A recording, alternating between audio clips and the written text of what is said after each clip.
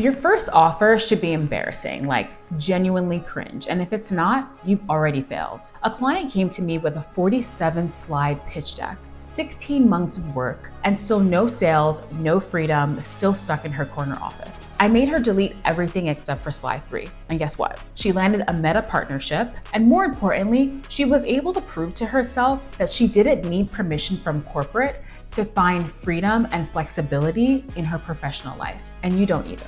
If you're thinking about building something, or you've already started to build between 9 p.m. and midnight, whatever you're doing is probably too much. And I know this because I've worked with so many talented professionals who make this very expensive mistake. You're creating the Fortune 500 version of your idea instead of the startup version. You're creating the perfect product that nobody asked for instead of the messy solution that they're ready to pay for. And while you're perfecting your brand colors and your fonts and your pitch deck, somebody with half your degrees, half your smarts, half your talent is making $10,000 a week with a Google Doc and a Zoom call. I'm Ayana, and I'm helping educated corporate women stop perfecting and start profiting. After years of launching products at Fortune 500 and Fortune 100 companies, I realized something that's really counterintuitive for us high achievers. The offers that make the most money early on are the ones that would make you and your colleagues cringe if you saw them. I'm going to show you exactly how to package what you know into a pilot program that you can launch this week. This is for high achievers who are ready for change. It's not going to take you months from now, this week. You'll get the exact framework and examples of embarrassing offers that can make $10,000 or more, and a 7-day launch plan to get you moving. Even if you're still at your corporate job, by the end of this video, you'll have everything that you'll need to stop perfecting and start selling. Fair enough? Now, the fact that you're here tells me you're probably sitting on some version of a perfect product. Maybe it's a course you've been building for months. Maybe it's a coaching program with 12 modules. Maybe it's an app idea with 50 features. And every time you think about launching, you think, just let me add this one thing. Or it's not quite professional enough yet. Or my favorite, what if someone asks for a refund? Here's what's actually happening. You're using perfection as protection.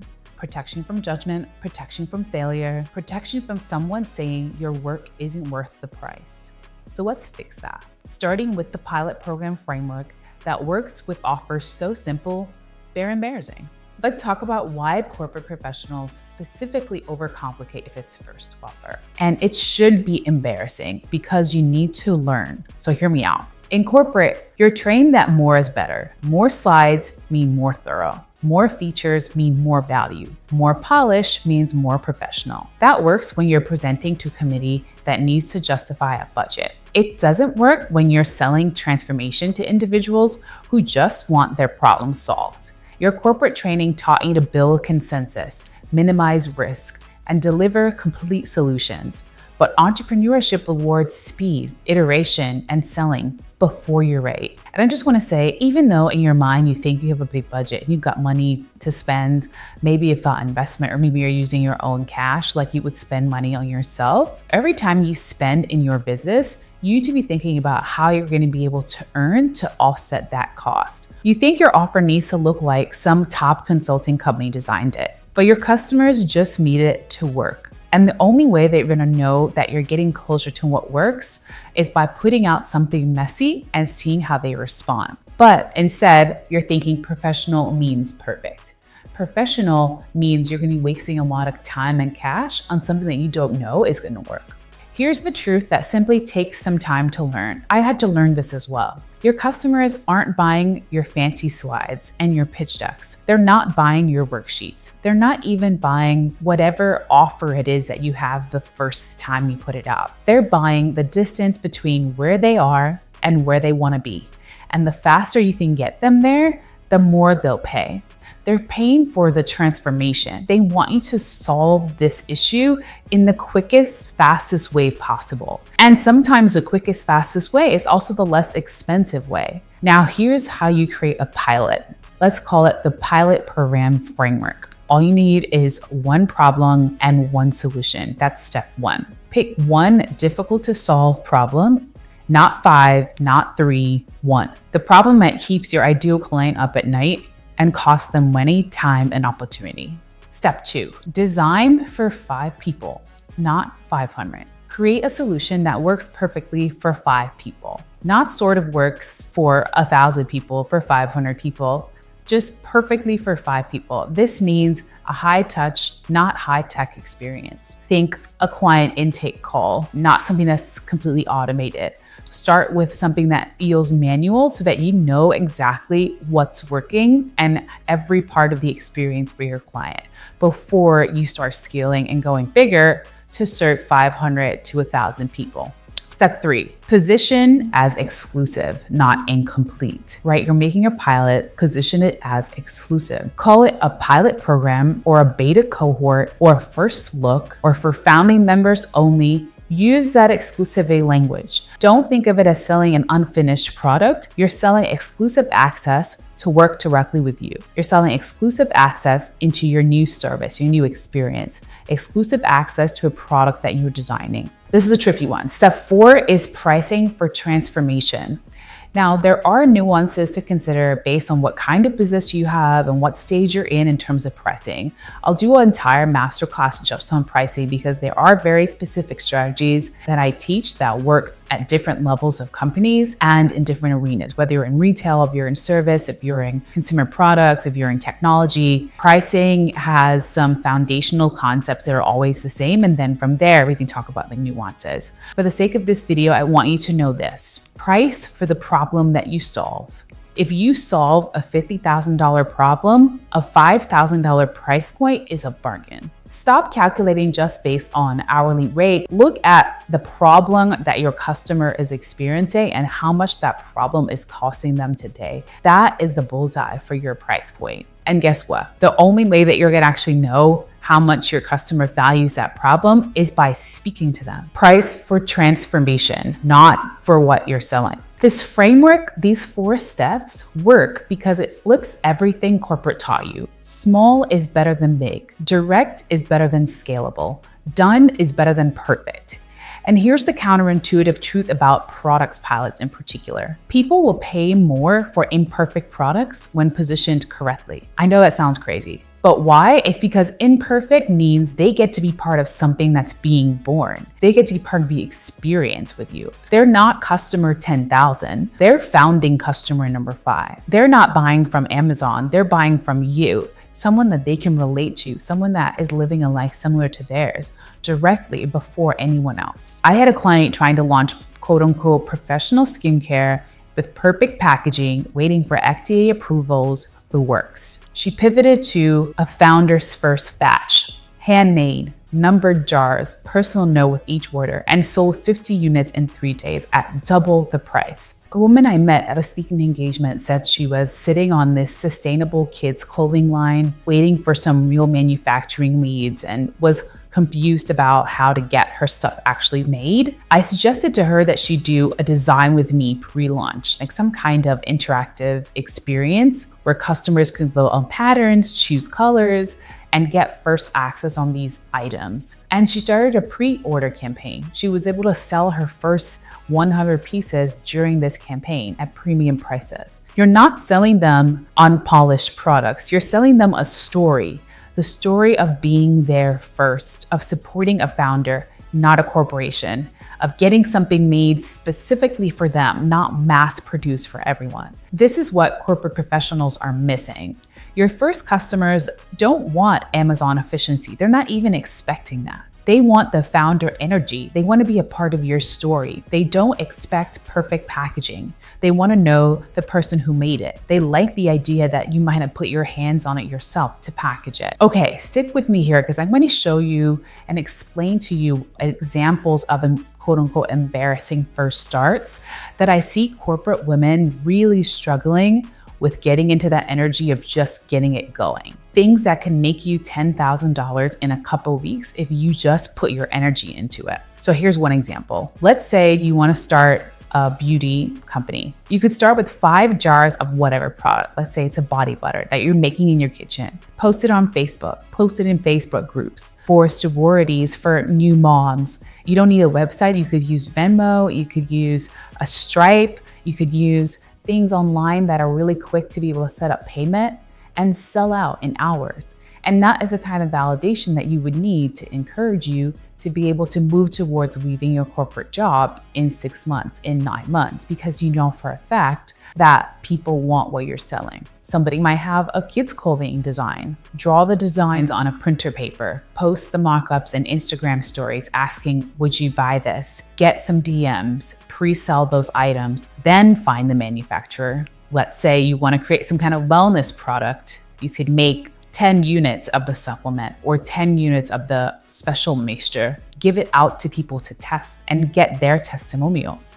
Use those testimonials to get your next 10 customers. Create a WhatsApp group. People can give interactive feedback and give some information about how their body or how their skin, whatever it's for, is changing real time. And that becomes an output for you to be able to get other customers. So yes, I get it. There's nothing luxurious about what I'm describing. Notice what they don't have: fancy custom websites, professional product photography, inventory sitting in a warehouse. They don't have business licenses. They don't have packaging that is taking 6 months to a year to develop. But notice what they do have. They have real humans saying, I want to buy this. They have proof that their idea is going to work. They have permission to take the next step and evidence that they're not crazy for wanting to leave corporate to do this other thing. Your colleagues will be horrified by these launches, but there is something about having the confidence to keep going with your business because you did the messy thing and put it out there first and got positive feedback, and not just feedback, you got sales. You need that momentum. Your future customers just want your solution. So if you're ready to take this step and you want to access the confidence of knowing that you have customers and stop guessing about whether or not your idea or what you are already building is going to work, here is your good enough to sell checklist. This is all you need. If you have these 5 things, you're ready to make money and ready to make traction today. Number 1, a clear problem statement. I know you're going to get tired of me saying this. A clear problem statement that your ideal client would say, yes, exactly. Not your interpretation, their actual words and their specific ways for how you do this. 2, a specific transformation that you can deliver in 30 to 90 days. This is really important to remember because I know many of us have really big dreams and really big aspirations for the things that we're building, but we cannot deliver them in 30 to 90 days. So that means you need to go back to the drawing board and build out an MVP, a minimal viable product or minimal viable offer that you can deliver in 30 to 90 days to test and make sure people want what you're selling. So if you're in service business, you want to make sure you have very specific transformation language, even for products as well. So double your email conversion rate, land your first client. That's a transformation. Stop buying gift clothes every week. Never have dry skin again. Those are transformation statements for what you're selling. Number 3, a method to deliver your expertise or deliver your product. Whether that's Zoom, voice messaging, carrier pigeon, you're going to deliver things to yourself through UPS or FedEx, you're going to sell at a farmer's market, doesn't matter. Just pick one delivery method and plan around that. Number 4, a price that makes you slightly uncomfortable. If you're totally comfortable, it's way too low. If you're terrified, it's too high. Slight discomfort is the sweet spot for where you are right now. Number 5, a way to collect payment. PayPal, Stripe, Venmo, like there's endless ways to get paid. Set up one payment and use that. Stop overthinking this. You can upgrade to fancy systems and you can get an LLC and a business bank account after you make some money. That's it. Those are the only 5 things you need. If you have more than this, you're procrastinating. If you're waiting for more than this, you're just hiding. You don't need the terms and conditions for a pilot program. You don't need a refund policy. You don't need anything except expertise and the courage to make somebody pay for it. And here's the thing, corporate professionals actually have an advantage in this pilot program concept. You all can make this even better than the things that you're buying at a farmer's market. You know how to run a pilot. You've done it in corporate. You've tested with a small group. You've gathered feedback, iterated, scaled. It's the same process. You just keep the profits now. You know how to manage stakeholders through ambiguity. That's literally what a pilot is, managing clients and customers through a process that you're figuring out as you go. You know how to document and systematize.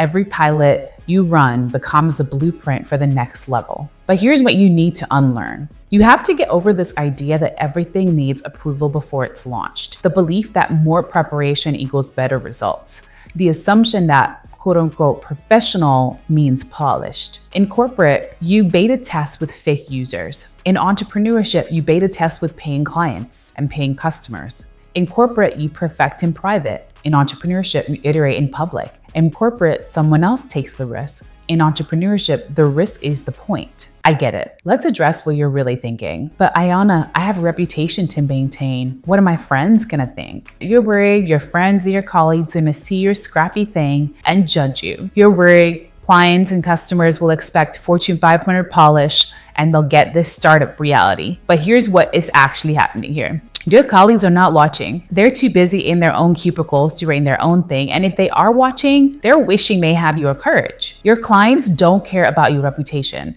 They care about the results. They care about the solution. They don't want your perfect process. They just want the thing that works. And here's the secret to that. The embarrassment is temporary. You have to go through this embarrassment to become a successful founder. Do you know what's permanent? The confidence that you get from this experience, the confidence you get from making your first $1,000, that is priceless. And it's gonna take you forward into this journey that requires stamina, requires you to keep going when you don't want to. Now, here's the thing. You really could do this in about a week. If you really were to take a week off, put your head down and really test out this thing, you could do it in 7 days. Now, you know I love a challenge. So if you're ready to stop cosplaying as a founder and actually get in the game, if you're ready to build the confidence you need to know that you're not crazy for doing this thing, here's what you could do in just 7 days. Day 1 to 2, write out the problem, the solution statement, test it out with 3 people. And if they don't immediately say, yes, I understand this, yes, I need this,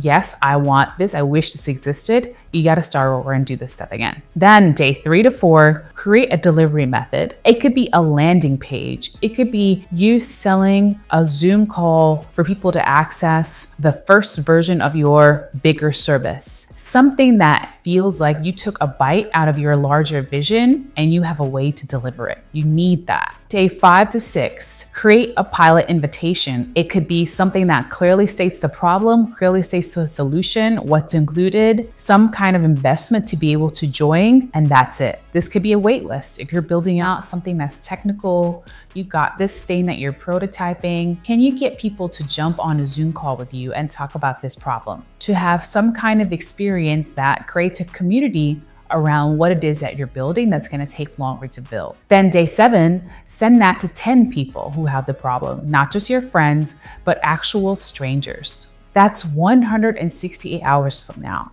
In 1 week, you could have your first clients, or you could be spending another month perfecting another slide deck, paying another manufacturer, paying another designer, not knowing exactly who your buyers are. The market will tell you exactly what to improve. It's assumptions that we make as founders, as new founders, that keep us stuck. Remember, your ugly offer is someone's perfect solution. Hear me loud and clear. There is a pattern of success.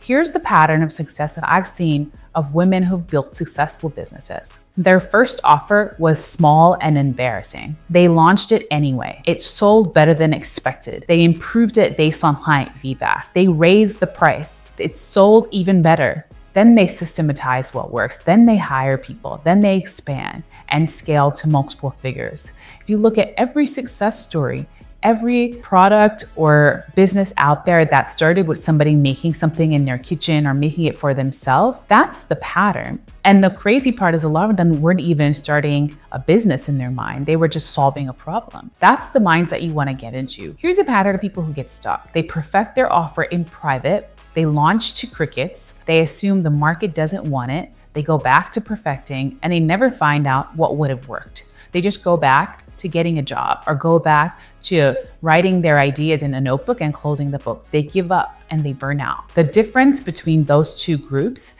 is not talent. It's not credentials. It's not even the quality of the idea. It's the willingness to be temporarily embarrassed in exchange for permanent progress. Your pilot, your MVP, your mini product is not your forever offer. Please remember that. If you're data gathering, that's still the early stage. You're in your confidence building era. It's your data gathering offer. It's your fund your business offer. If you're ready to stop perfecting and start building on your own terms, the Kitchen Counter CEO Playbook will show you how to package what you're building into something that's a pilot anthem launch within weeks. This is the thing that's gonna get you to your first $10,000 in revenue. Not because you're desperate for money, but because you're desperate for proof that there is life beyond corporate, that you can do this thing. This is for women who realize that another promotion won't fix the Sunday night dread, who know that their vision deserves more than stolen hours and half attention. You don't need to be ready. You need to be strategic about your exit. The link to the playbook is in the description. And if you want to see real examples of embarrassing offers, join the Launch League community. It's free, and in there I share actual client launches in detail, and I share founder stories, real talk, and insights every single week. The ugly stuff and the profitable stuff. Because you know what's actually embarrassing? Having all that talent and keeping it hidden because you're not ready yet. Meanwhile, somebody with half your knowledge and half your degrees is making twice your salary because they are willing to be imperfect in public, knowing very well you can solve expensive problems, but you'd rather work on your presentation. Your first offer is gonna embarrass you. It should embarrass you. If you're not even a little bit embarrassed, you're doing it wrong. Launch ugly, earn early, perfect later. That's the formula. Your bank account won't embarrass you. Your first clients are waiting on you. They don't need your perfect offer. They just want you to show up.